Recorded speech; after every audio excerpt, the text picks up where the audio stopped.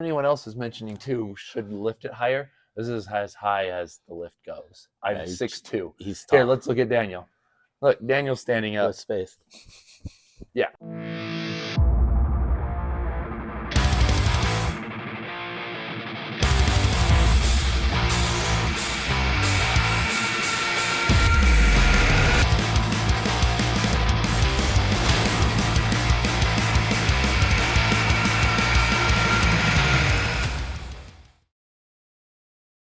All right.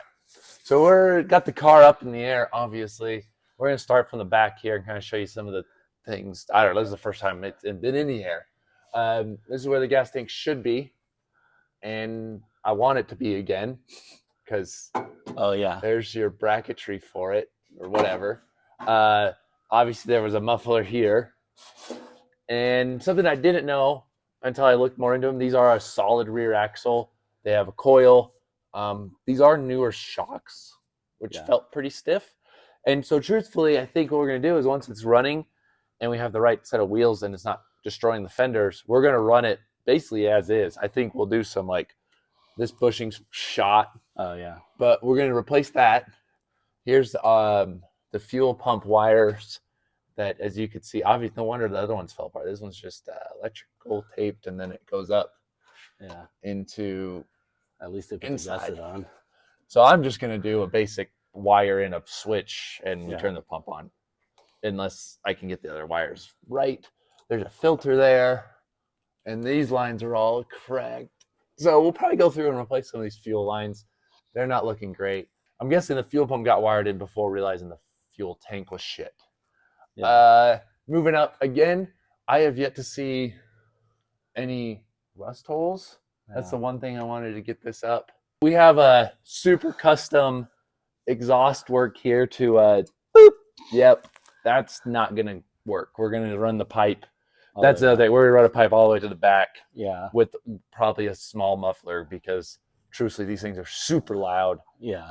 And I'm not 15, 16 anymore. I can't hear shit. It has, obviously we have the stock exhaust manifold there. Yeah. So we're gonna get a new header. So basically if we do get this running, the goal is the intake and carb, a header with a full exhaust, gas tank, and go out and race it. We're not going to do coil. We're not going to go all out right away. I want to see how this car handles before we start putting. It's the same deal like these bushings are shot. Yeah. We might do some basic sway bar bushings. Yeah. But I don't want to, go all out and then never know maybe how a stock one was enough. Like whatever, it was fine. I think replacing the things that are dangerous, right? And then worn out completely. Yeah, and then running it, make sure you even enjoy it. And then if you do, that's interesting. This arm is worn up against this, so maybe I bet the bushings in here are shot. Oh man, yeah, look up in here. You can see. Oh yeah, that this arm is pushed over. Like right. Yeah, here it's because these. Yeah, you got that. Yeah. And so that's causing this arm to actually shift forward and hitting that. So like that. Yeah. We should probably do those. Yeah. Because we're just going to keep wearing into it. Go double check all the brakes. Actually, these pads look brand new. Yeah. And the discs aren't too bad. But yeah, I think it'll be fun. It'll be kind of a very basic, bare bones. You want to get on the track and you bought someone else's shitty project. Yeah. Not shitty, but someone was trying to get it running. Wasn't complete. So that's our goal, is to get some of these bushings after it's running. So big thing I tell everyone is before you get a car, when you get a car, don't go all out on accessories, all the fun stuff. Get it running and driving first. I mean, yeah, we did buy wheels for it, and I would never have bought wheels, but these just... You can't even, you can see here. Yeah, it's been eating into it. I don't know if you can see that, but there's literally a hole in that plastic. Yeah. These just aren't practical. And for $200 at Pick and Pull, we got 5 wheels. I don't even bring up the whole core charge thing. Yeah. No, that's the other thing. All the people out there, is your Pick and Pull, do they charge you a core on wheels? So we bought them. There's 5 alloy wheels, $25 a wheel. And they charged me another $16 per wheel for the core, meaning I need to bring back alloy wheels to get my $16 per wheel. Yeah. Usually you're going to a junkyard because you don't have the part. The core. Anyways, let me know, because that's something that's drove me nuts. That's the first time I've actually ever bought wheels from the junkyard. Usually it's other parts. So that's just bugging me. So let me know. But the underside isn't bad. Like I said, it's all there. There's no rust, which is awesome. That's exciting to look under this and know that it's not a complete pile. For restoration, there's a lot to do. But for a track car, this thing is solid. Yeah. It's going to need some bushings. We're going to get some good tires on it, get it running, and an exhaust and fuel. That's it. And that's it. Let's make sure we can get those wheels fit. So if not, we can take them back and they can shove the core charge somewhere else.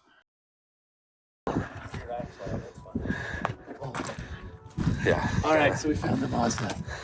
And it has the stock wheels still. Those are red. Sick. Yeah, it's all four. Oh. And you didn't even pull them. I was worried they were going to be gone. They're here. So we're definitely taking those. Look at the tires dismounted. Even though, look at these. These are like, what year are those coming out? Those are some old ass tread. Dang it, that's broken. I need that one. Oh, the tail light? Yeah, they both look shit. Okay. Yeah. I'm just going to get this and I'll help you out. It's an 85.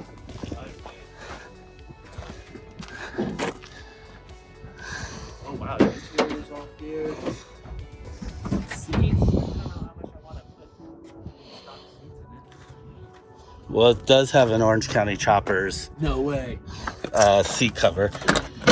Ooh, this dude had some class with this bad boy. So it has. I'm not worried about this stuff. The dash is pretty. Oh no, it's not. Right It's there, pretty so. all there. I'm just debating if it's worth grabbing this since it doesn't have a passenger seat. This one's not terrible.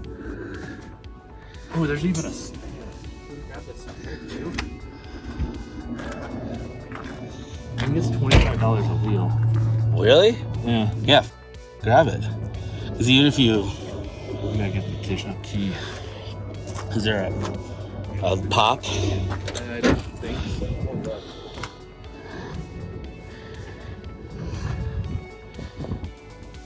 Oh wait, yeah, here.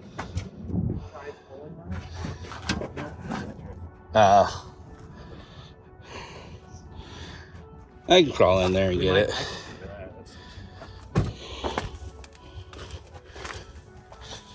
Looks like a skid plate. Flip the seat forward. Look at that. Oh, sick. 6 disc. Nice. That's the jam. That's how old this is.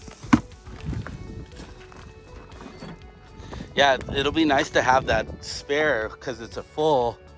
Yeah, And if you like wreck one of them or whatever, like right. That is a good idea. for $25, Yeah. like you said, these aren't easy to find. So Here. And see if that oil cooler is salvageable. Oh no, it doesn't. So this is now you can show you. This is the beehive oil filled cooler that I learned about. yeah, well, because this would be an 85, so it's probably That's right. Yeah. So that's, dang it, it doesn't have the oil cooler I wanted. oh well. That's fine. We're gonna get the wheels for sure. Also, I'm gonna pull these off because these are missing. The wipers are. The whole wiper. Oh yeah, one of it has one, but this one actually has. What about like, the tiger striped steering wheel? Well, yeah, we gotta grab that too for sure. But this is the rubber still on. Yeah. Somebody like half-assed took these off. Of these. I'm just gonna take them off completely. You're gonna full ass it. Full ass it. Shut the bolts.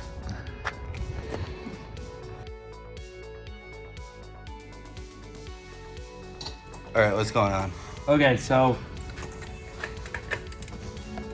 this car is just. I like these so much that I'm not gonna get that upset, but everything keeps pissing me off. When it got delivered, all the little things, and of course, these stupid wheels. They have this little thing, which we have. Cool. We can take off the center cap, but the wheels have locking lug nuts as well. But let me just tell you why this one doesn't have locking lug nut, because there was never lug nuts on this. There was one holding it on by a couple threads when I got this car. So crazy. After I asked to put multiple times to put them on. But there was never lug nuts holding it. And also this car is lug bolts, technically. And someone at some point put studs, the threaded stud style in, which as you can see doesn't work, and it came out with the lug nuts. This whole part is frustrating, these wheels. That's why I just want to get stock wheels on it, the right lugs. So we're gonna have to mess with it. Daniel can show you the locking lugs on there. I'm gonna have to get better vice or something. We're gonna mess with it. But as you can see, there's and the rear brakes there. But yeah, so there's like two left in here that are somewhat threaded in. These two were gone. When I got the car, literally there was one stud with a couple threads on there. So it was really barely held on. So that's why this looks like crap right now. And it also somewhat ruined that. But the wheels should be okay. It's just annoying. Compliance. Here, let me grab the. Oh yeah, you wanna roll that over? Just so, and this is even though we really need them on the front. We're just gonna. Go ahead. Yeah, I was gonna say so. We really need them on the front because of that clearance issue, but we just want to make sure these fit at all, which it looks like it does. No, these are it. Yeah, perfect. So this is the 1 4x10. 110. 4x110. Yeah, because when I was looking these up actually on eBay, because I was like, you know, he was talking about the core charge, and I was like, could you get them cheaper on eBay? Answer is no. But all of the this style of rim had the whatever it is 4x, is it 100 or 110 or whatever? 4x110. So I was like, I was feeling pretty hopeful that, you know, it would be a good fit and match, and it is. Looks like so far. Once we get the lug situation figured out, so we're gonna convert it to studs. I'm just gonna order some once it's running. Yeah. This will work for now, but when we're gonna order some Presence ARP studs. Mm-hmm. And I'm gonna press them in, and they're not gonna go anywhere. And we're gonna get good lug nuts to hold everything in. But for now, we're gonna have to rock this side with 2 and everything else with a locking lug nut, which is very frustrating to not. But also this will. So there we go. So that's cool. Those are the right ones. We'll lower it down, and I mean, they'll be very small and they'll stick in a little more than normal, but they're not gonna just, well, once we get the front ones on, then it won't mess up the fenders. Yeah. Seemed like a gimmick at first, but it did work. This emergency lug nut remover, even though we weren't in an emergency, but if you're in an emergency, they do work. I did get the biggest one. This is a 1-inch diameter inside. They make different sizes, so definitely make sure you measure how big your locking lug is before you take it off.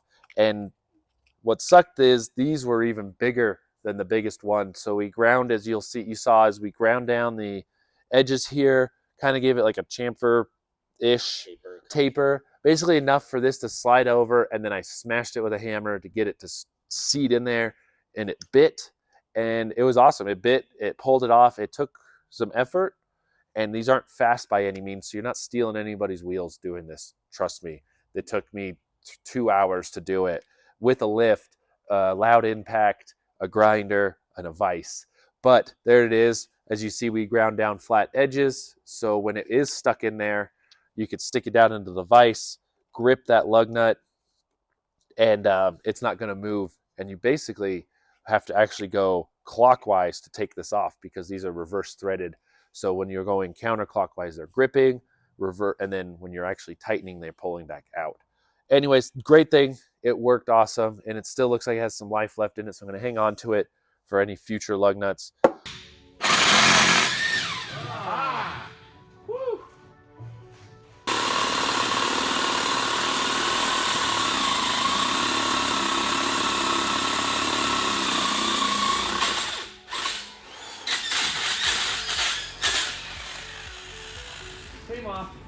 They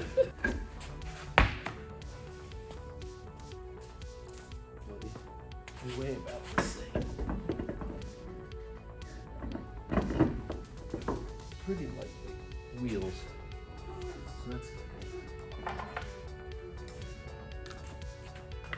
We got them off. We got the new wheels on, so we're super excited, as you can see. These are some original RX7 wheels. They pulled them from the junkyard. Got a good deal with them. They're going to maybe refinish them in the future, but I think it looks 10 times better. The car now can turn without messing up the front fenders. Kind of the wrap up of our newest project. We're super excited about Daniel and I. We're going from some Baja Bugs to BMWs. We finally got a JDM car. I love them. I've been into Hondas. This is definitely a completely different beast than anything else with the rotary engine. But I think it's a super cool, iconic JDM car. We're going to get a buddy over here that runs a rotary shop here locally in Albuquerque. He's going to help do a compression test to make sure his engine's not garbage. And then if it's not, we'll get it going. You'll see this in some future episodes. And eventually we're going to do full length season on it of getting it probably track ready, running and going. But for now, that's our new project. Thanks for watching. And if you know anything about rotary stuff or Mazda, message me because I know nothing.